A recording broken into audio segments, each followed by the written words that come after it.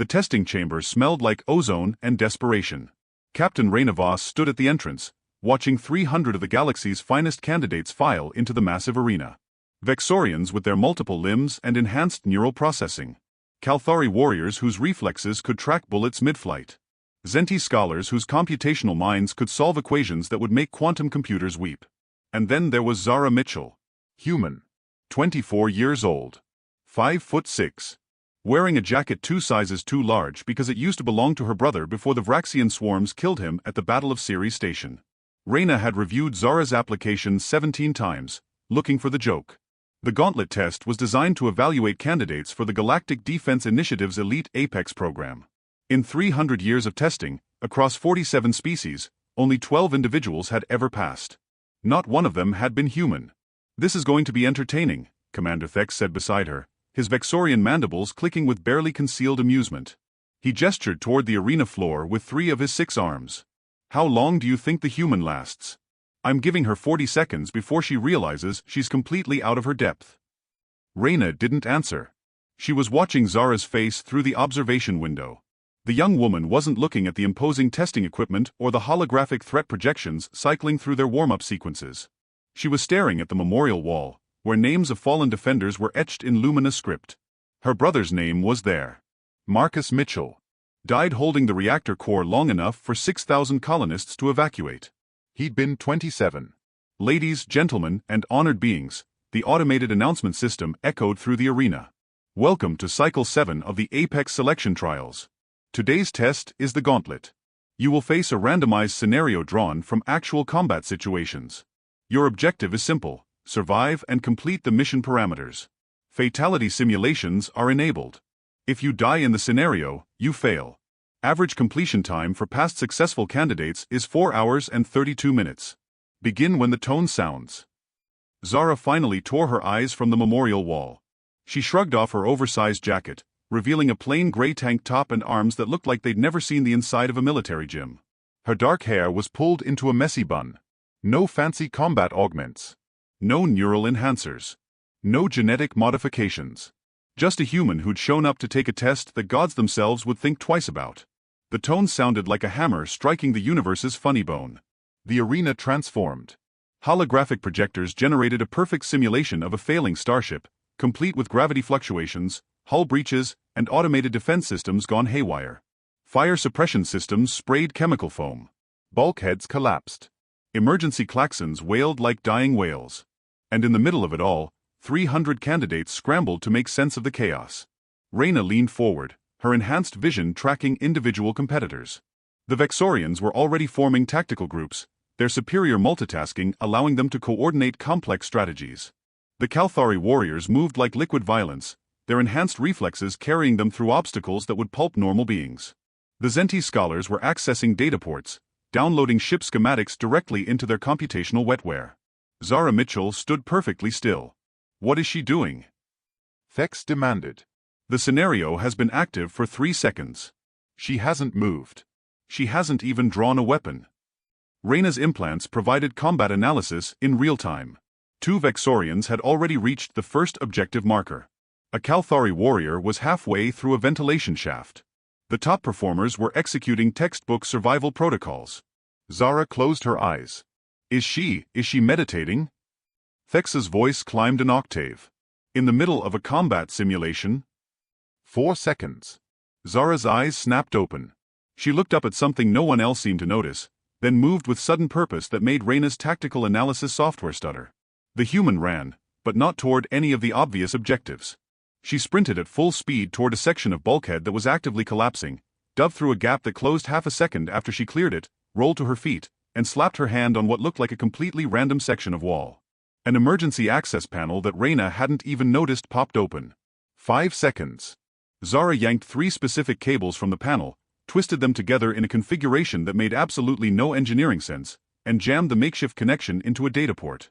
The entire ship simulation froze. Every holographic fire stopped mid-flicker.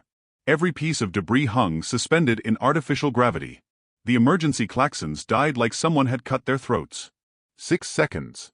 A holographic interface materialized in front of Zara, displaying what Reyna's enhanced vision identified as root-level access to the simulation's core systems. The human's fingers flew across the haptic controls with movements too fast for standard human neurology. She entered a command string. 7 seconds. The simulation ended. Not failed. Not aborted. Ended. Successfully. Complete. 300 candidates found themselves standing in an empty arena. Their holographic environment vanished like it had never existed. Confusion rippled through the crowd. The Vexorians' mandibles clicked in agitated confusion. The Kalthari warriors looked around for threats that no longer existed. Zara Mitchell stood alone near the center of the floor, arms at her sides, looking up at the observation deck with an expression that somehow managed to be both apologetic and defiant. The silence lasted approximately 3 heartbeats. Then the arena exploded with noise. Candidates shouting questions. Officials are rushing to check the simulation systems. The making sounds like a tea kettle having an existential crisis. Reyna's combat implants were screaming warnings about an impossible result. Her analytical software had crashed twice trying to process what had just happened. Every protocol she'd learned in 40 years of military service suggested this was a malfunction, a glitch, maybe sabotage. But Reyna had watched the recording 3 times already, and her gut, which had kept her alive through 7 wars and 2 assassination attempts, knew exactly what she'd witnessed. Genius is wearing an oversized jacket and carrying her dead brother's memory like a loaded weapon. What did she do? Thex finally managed. What in the name of every star in the void did that human just do? Reyna pulled up the scenario files. The Gauntlet Test used adaptive algorithms drawn from real combat situations. Each candidate faced a unique challenge based on their species' capabilities and psychological profile. The system analyzed strengths and weaknesses, then generated scenarios specifically designed to push candidates past their breaking points. For Zara Mitchell, the algorithm had generated a failing Starship scenario.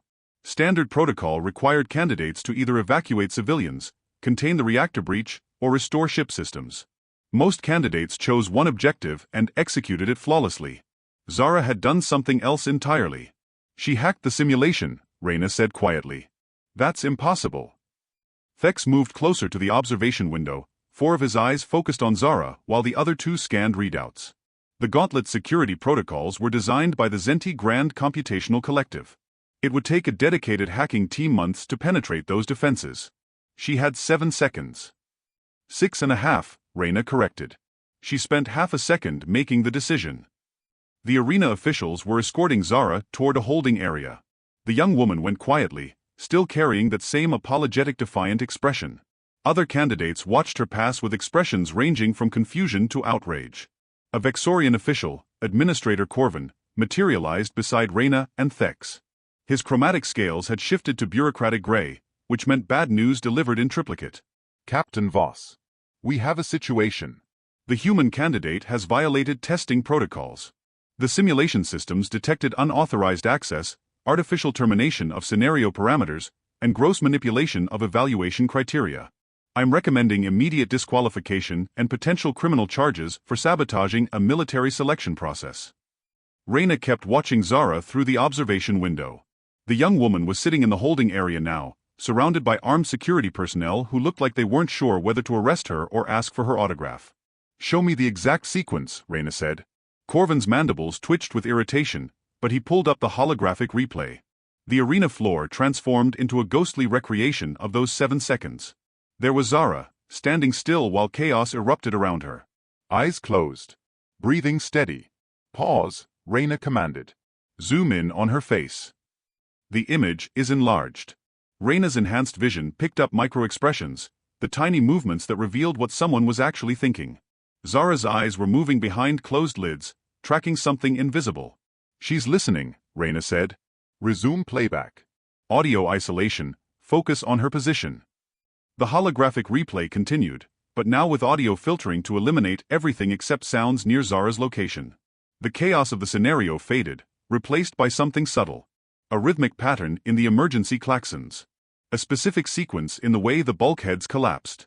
The timing of gravity fluctuations. It's a code, Reyna breathed. The simulation was communicating with itself, coordinating all the different threat elements. She heard the pattern. Thex leaned closer. That's impossible. The coordination signals are encrypted and transmitted at frequencies outside human hearing range. Outside normal human hearing range, Reyna corrected. She pulled up Zara's medical files, the ones submitted with her application. Look at this. She has moderate hearing damage in her left ear. An industrial accident 3 years ago working in a fabrication facility. The injury created a defect in her cochlea that, according to these scans, makes her sensitive to frequencies most humans can't perceive. Corvin's scales shifted to skeptical purple. You're suggesting she accidentally evolved superhuman hearing because of an injury? I'm suggesting she learned to hear things other people miss because she had to. Reyna gestured at the files. After the accident, she retrained as a communications technician, specialized in detecting pattern anomalies in quantum entanglement signals. She can hear the songs that subspace makes when data moves through it. The holographic replay showed Zara opening her eyes, that moment of perfect recognition. She'd heard the simulation's coordination pattern and understood what it meant. Then she'd moved, not toward any objective, but toward the one weak point in the entire scenario. The emergency access panel. Standard protocol hides those panels in unexpected locations, Thek said slowly, his multiple brains processing the implications. The simulation randomizes their position each time. How did she know where to find it? Because she's a communications technician, Reyna said. She knows where engineers hide emergency systems. We always put them in places that seem random but follow logical safety protocols. She didn't need to search. She just needed to think like the person who designed the ship. The replay showed Zara ripping out cables and twisting them together. The configuration looked nonsensical until Reyna's tactical software analyzed it properly. Those 3 cables carried power, data, and authentication signals. Twisted together in that specific pattern, they created an emergency override, the kind that maintenance crews use when regular systems fail. Zara had turned 3 random cables into a master key. And the command sequence? Corvin demanded. The one she entered that shut down the entire simulation? That required administrator-level access codes that change every microsecond. Reyna zoomed in on Zara's fingers as they moved across the haptic interface. The movements were fast, but there was a rhythm to them. A pattern. She didn't enter access codes, Reyna said quietly. She entered the coordination pattern. The same signal that the simulation was using to control all its elements. She fed the system its own instructions, but with one modification. She told it the scenario was complete. Silence filled the observation deck. Thex's mandibles worked soundlessly for several seconds. That's actually brilliant. Insane, but brilliant. The simulation received what it thought was a legitimate completion signal using its own security protocols. It couldn't tell the difference between a real completion and her fake one because she spoke its language perfectly. She hacked it by making it hack itself, Reyna agreed.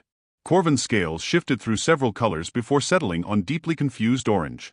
This still represents a violation of testing protocols. The Gauntlet is designed to evaluate combat capabilities, tactical thinking, and survival instincts under pressure. She did none of those things. She simply cheated. Did she? Reyna pulled up the official Gauntlet objectives.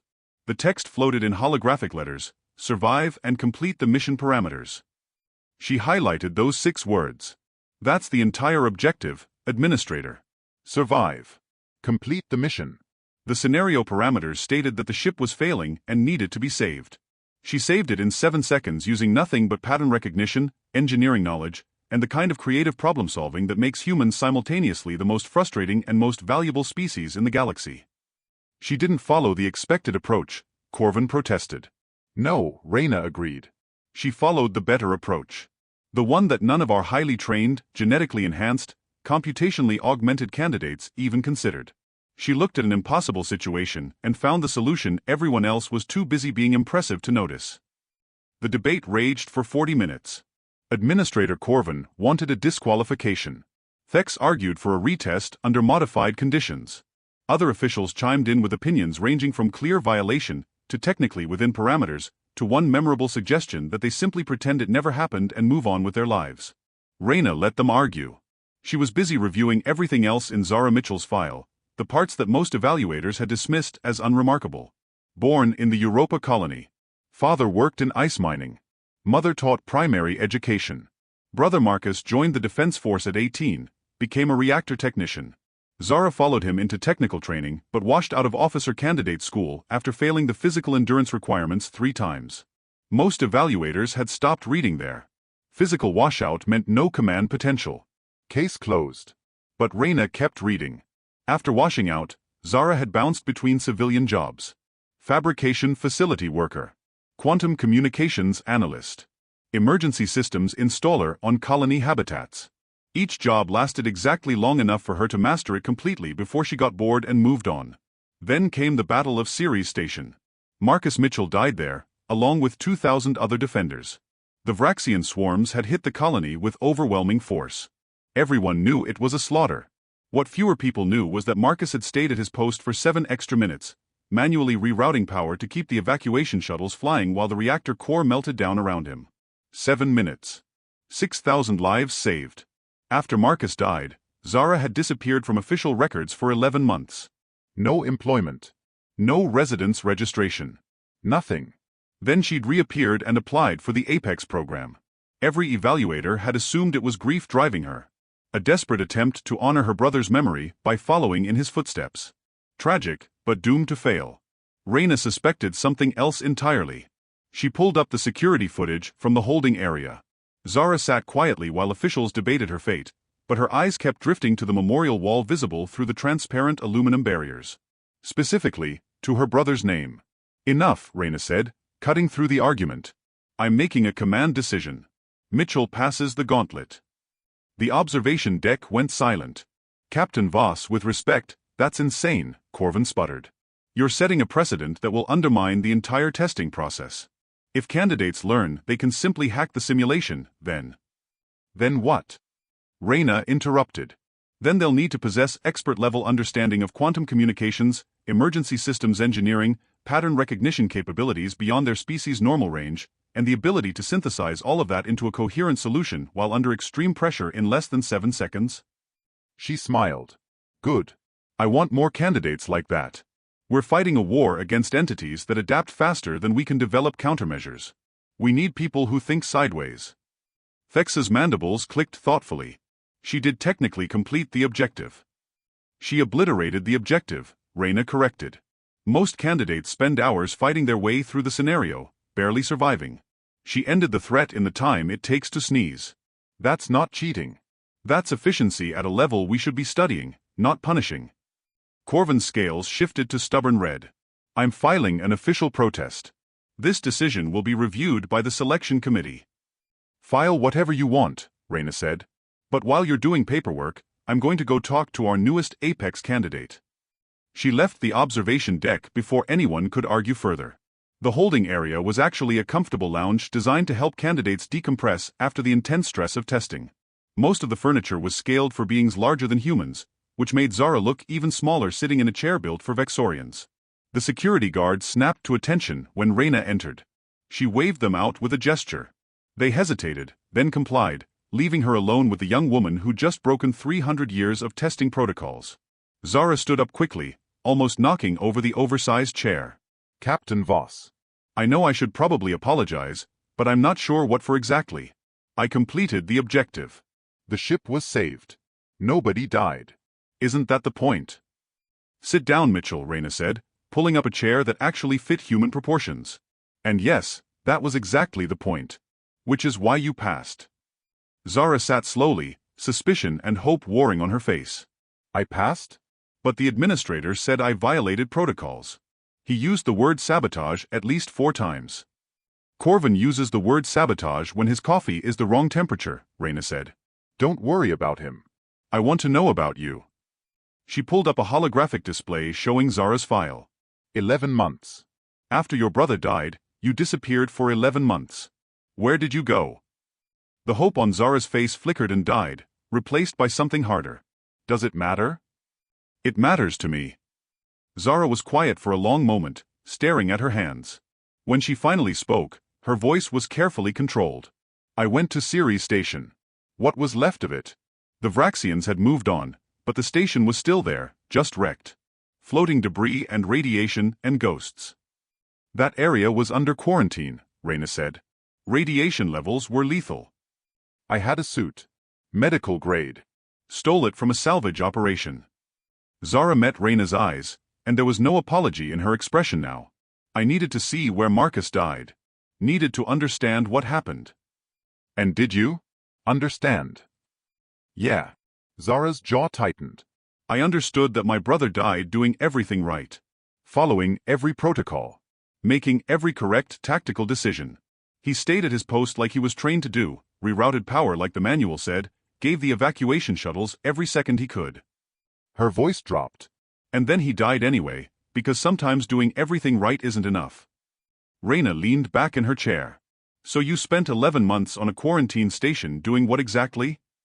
Learning, Zara said simply. The station's computer core was damaged but functional. I accessed the logs. Read every report from the battle. Studied every decision that was made, every tactic that was tried. And you know what I discovered, Captain? We lost that battle not because we weren't brave enough or skilled enough. We lost because we fought it the way we'd been trained to fight. Textbook tactics. Standard protocols. Everything by the book. The Vraxians don't read our books, Reyna said quietly.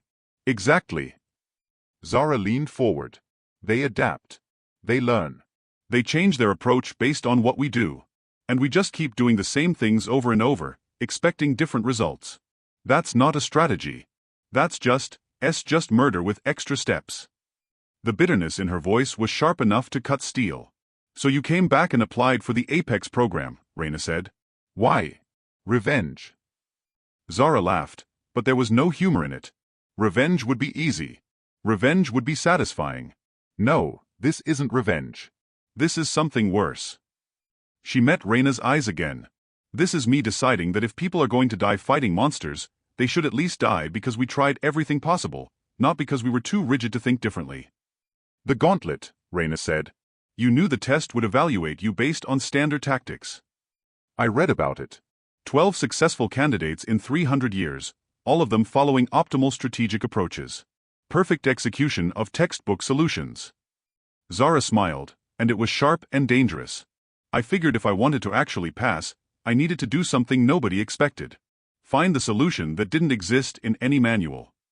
You hacked a military simulation to prove you could think creatively under pressure. I solved the problem in the most efficient way possible, Zara corrected.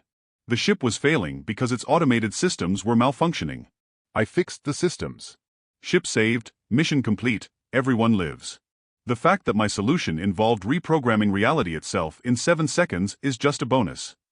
Reyna found herself smiling despite the absurdity of the situation. You're either brilliant or completely insane. Can't I be both? Zara asked. I feel like the job description for fighting cosmic horrors probably requires a little of each. Fair point. Reyna dismissed the holographic files. Here's the situation, Mitchell. You passed the gauntlet. That's official as of 5 minutes ago, when I overruled every objection and filed the completion paperwork. Congratulations. You're now an Apex candidate. Zara's expression flickered between triumph and disbelief. Just like that. Just like that. Which brings me to the complicated part. Reyna stood, pacing the small lounge. The Apex program isn't just about individual capability. It's about creating teams that can handle threats no single species can manage alone. Your solution to the gauntlet was impressive, but it was also solitary. You succeeded by working alone, thinking alone, acting alone. I work fine with others, Zara protested. Do you? Reyna turned to face her. Or do you work around others while solving problems they don't even know exist yet? There's a difference. She pulled up a new holographic display showing personnel files. The other candidates who passed today, and yes, there were 3 others who completed their scenarios successfully, all demonstrated teamwork, coordination, communication. They also took an average of 4 hours each, Zara pointed out. I took 7 seconds. Seems like my approach was objectively better. Better for you, Reyna agreed. But what happens when you're part of a unit facing a threat that can't be solved by one person working alone? What happens when the creative solution requires coordination with people who think differently from you? Zara was quiet for a moment. You're saying I'm too much of a lone wolf. I'm saying you learned to operate alone because you didn't trust the system that got your brother killed, Reyna said gently. And I understand that.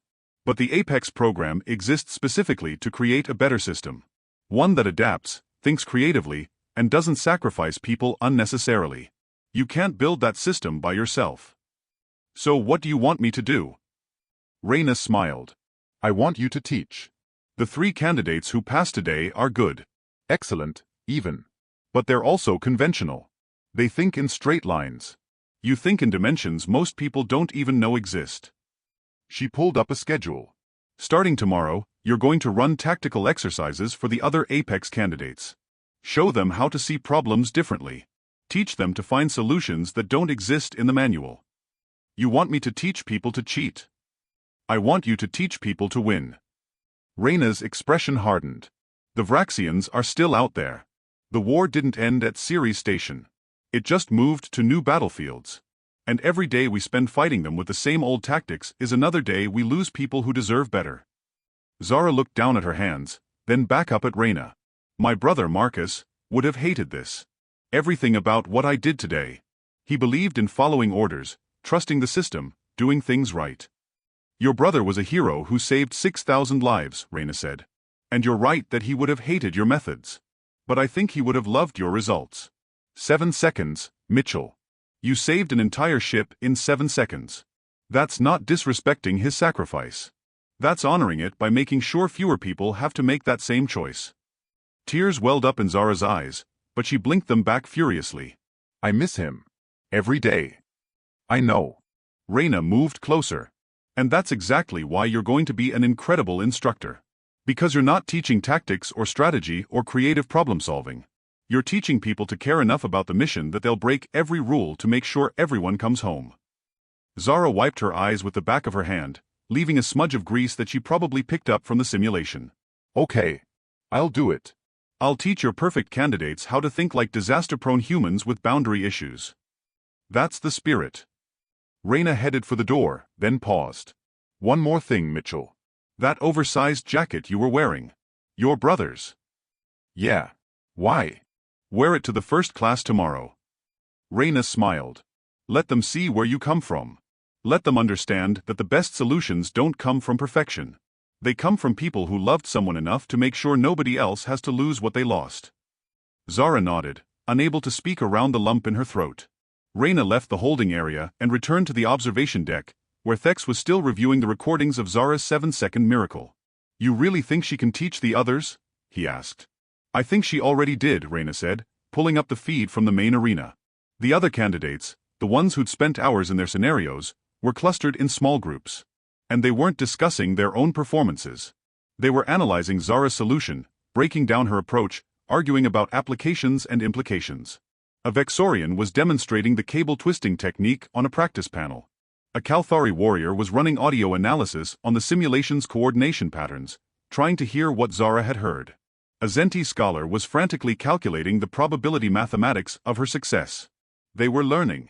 She broke their certainty, Thex observed. For 300 years, we've been training candidates to be perfect.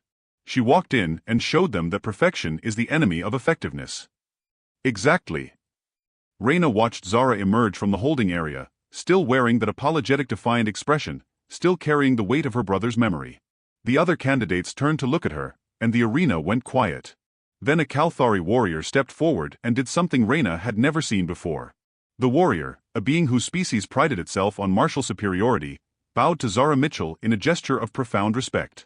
One by one, others followed. Vexorians. Zendis. Oshans. Even the candidates who'd been arguing for her disqualification. 300 beings acknowledging that sometimes the smallest person in the room is also the most dangerous. Zara stood there looking overwhelmed, uncomfortable, and absolutely terrified. Perfect, Reyna thought. Fear meant she understood the responsibility. Discomfort meant she wouldn't let it go to her head. And that overwhelming expression meant she was already thinking about how to help them instead of how to impress them. Welcome to the Apex program, Mitchell, Reyna said quietly, knowing Zara couldn't hear her from this distance. Try not to break too many more impossible things before lunch. On the memorial wall, Marcus Mitchell's name glowed softly in the afternoon light filtering through the dome. And maybe it was just a trick of the holographic projection, but Reyna could have sworn the letters looked just a little bit brighter than before. 7 seconds to save a ship. 11 months to understand a loss. 1 moment to decide that impossible was just another word for not yet. The galaxy would never be quite the same. And somewhere in the universe, the Vraxian swarms were about to discover what happened when you pushed humanity hard enough that even the quiet ones started breaking rules. They were going to learn that lesson in 7 seconds or less. Subscribe and like to my channel for more sci-fi stories.